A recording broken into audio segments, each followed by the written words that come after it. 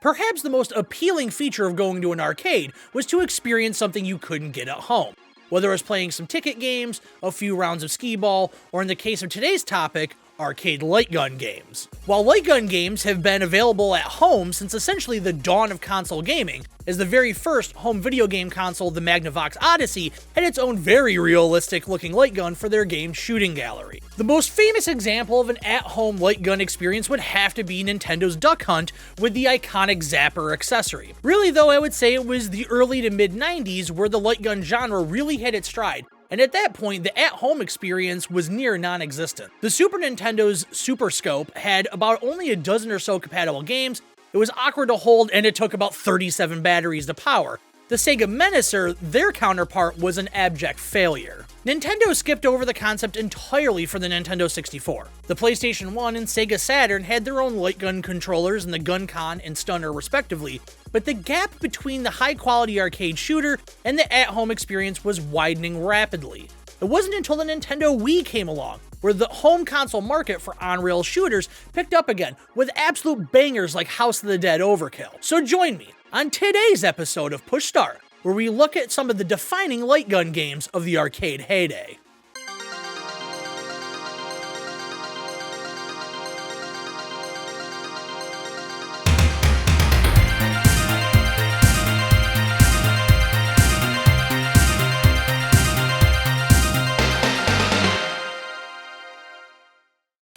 Time Crisis is what instantly pops into my head when the topic of an arcade light gun game comes up, probably because it's the one I played the most as a kid.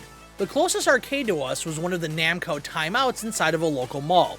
Obviously, the arcade was stacked with Namco titles like Tekken, Alpine Racer, and Time Crisis.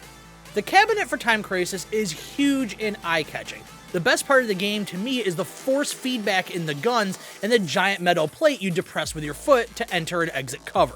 Our arcade had the first, second, and fourth installments over the years, and Time Crisis 2 for sure is the one I spent the most time with.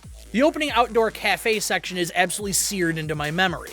I mentioned the gun before, and really enough cannot be said about it. The force feedback was revolutionary and is still something to this day that main cabinet enthusiasts are chasing after. It felt like nothing else, which meant Time Crisis played like nothing else. I firmly believe this is why you saw the game in so many places that had cabinets but weren't in traditional arcade. Time Crisis did have a spin-off, Crisis Zone. It traded out the pistol for a machine gun, but maintained the cabinet-mounted pedal for a cover system.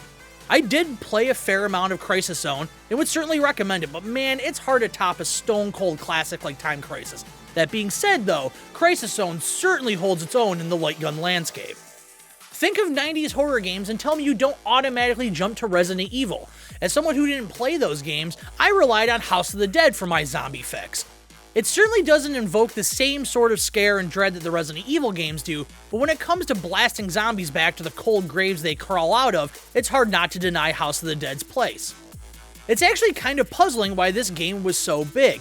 It didn't really do anything to reinvent or push the light gun genre forward, but man, this cabinet was everywhere. It did, though, have some sections of gameplay that involved choice, which is a little bit different for the time. You could choose to save the hostage and be rewarded with a different path moving forward. However, while the game itself didn't move the needle much in terms of the evolution of the light gun genre, it did make waves being hugely influential on zombie fiction in general. The zombies in House of the Dead behave totally differently than the ones you would have seen in many 80s horror movies or the classics like George Romero's Dawn of the Dead. These zombies ran and ran fast. Nowadays we're used to it. Movies like 28 Days Later and Shaun of the Dead made that kind of zombie a staple in the horror genre, and we all have House of the Dead to thank for it. Next to Time Crisis, Lethal Enforcers may have been the light gun game that I played most as a kid. We had a local pizza place in town and they had a small upstairs arcade that I was allowed to play while we waited for our meal.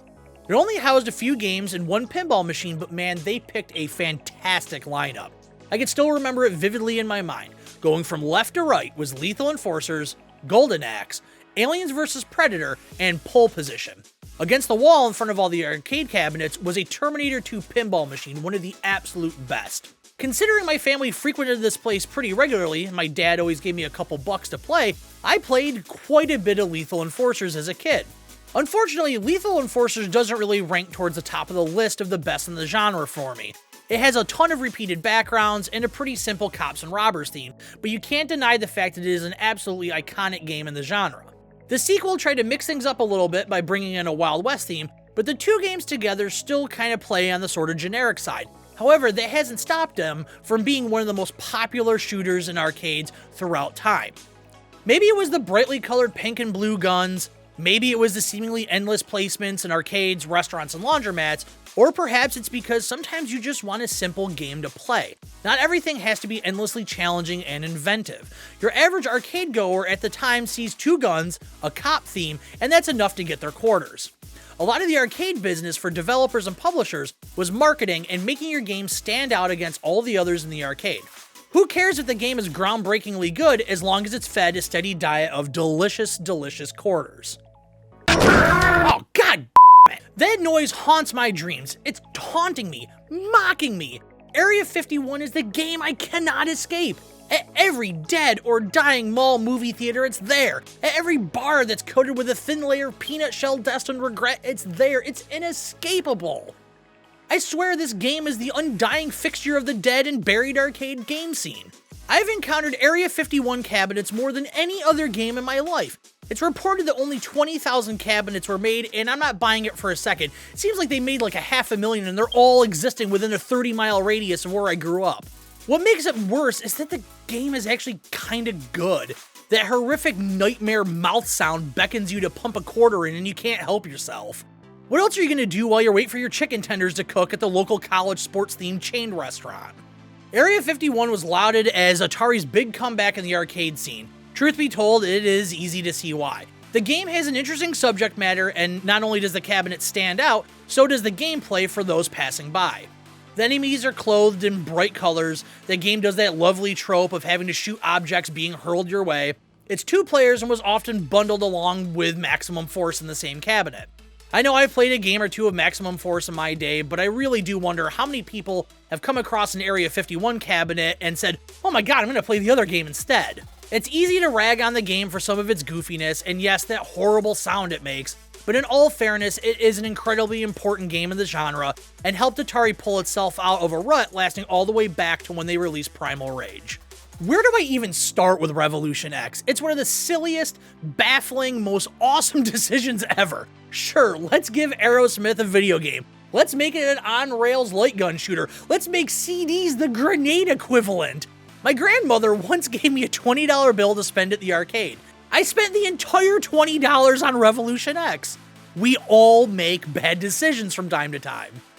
That being said, I have some really fond memories of the game and would consider it one of the most important games of my childhood. If I could travel back in time and be a fly on the wall in an executive meeting about greenlighting a new video game, I would pass at the opportunity to be listening in on the defining days of Nintendo or Sega.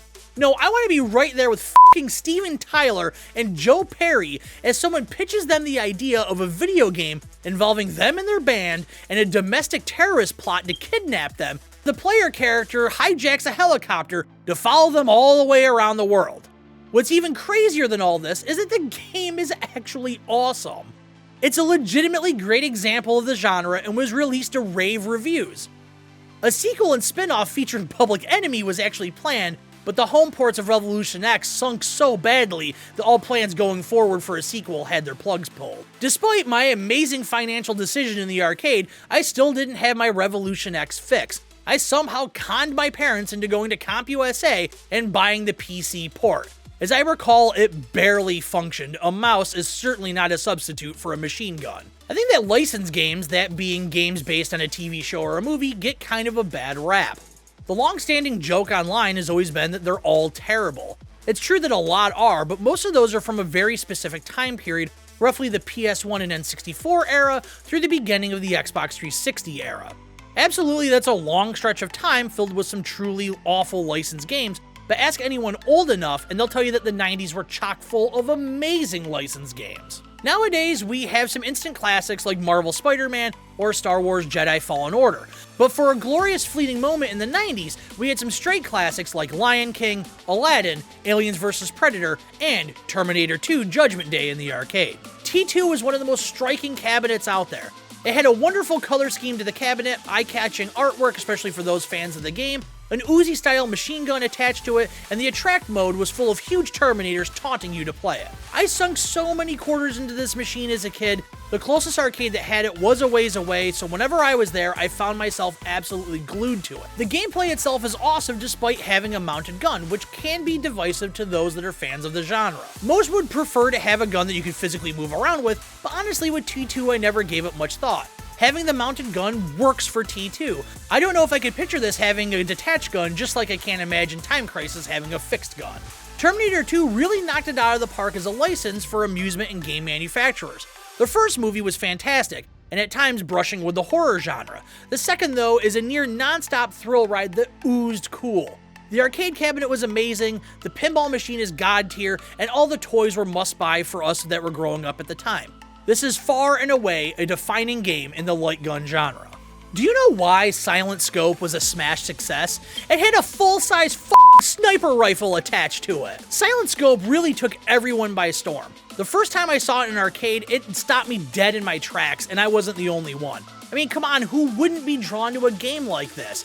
It doesn't hurt that the plot is straight up Looney Tunes with the president and his immediate family being kidnapped. In one level, you have to save his daughter who's being held inside of a football stadium. It was a level like nothing else I ever played in an arcade game. It felt like it was ripped straight from a high-budget summer blockbuster movie. Silent Scope, aside from its goofiness as a concept, deserves a ton of credit. It came out in 1999, which was way past when some of the greatest hits of the genre had been released. It's really the last of the classic arcade light gun shooters. Sure, plenty have come out since then, but so many feel like cookie-cutter releases that are a little more than palette swaps. I have a lot of great memories with Silent Scope, and a lot are actually with the PlayStation 2 port. I picked up the game at launch with my PlayStation 2 and played it hooked up with a mouse to the system. It strangely worked okay, unlike a lot of other PC ports of gun games from the arcade. I have to chalk it up to the slower nature of the game, as a sniper rifle doesn't have to move around as fast as a machine gun or a pistol. Silent Scope encompasses everything that not only made arcade light gun games great, but arcade games great in general. I've said it a million times, and I'm sure I'll say it a million more. The best thing about being in an arcade is getting an experience that you can't get anywhere else. Whether it's simply the feeling of playing a two-player fighting game with your opponent shoulder to shoulder with you, or having a full-fledged sniper rifle in your hands. So that's a pretty good sampling of the best the genre has to offer. There are some I didn't talk about today, like LA Machine Guns, Ghost Squad, and Carnival. Light gun shooters are pretty much non-existent these days on the home scene outside of fringe VR titles, but they still live on at corporate eat-and-play restaurants like your Dave & Buster's. The current crop of on-rail shooters is fairly disappointing. Many are cash grabs on movies like Alien that all seem to be cut from the same design strategy. I play them when I see them if there isn't a better option, but despite how big and crazy the cabinets get with massive flat screen monitors, nothing is ever going to compete with the best the 90s had to offer. That's going to wrap up this episode of Push Start. I want to thank you for watching, and we'll see you next time.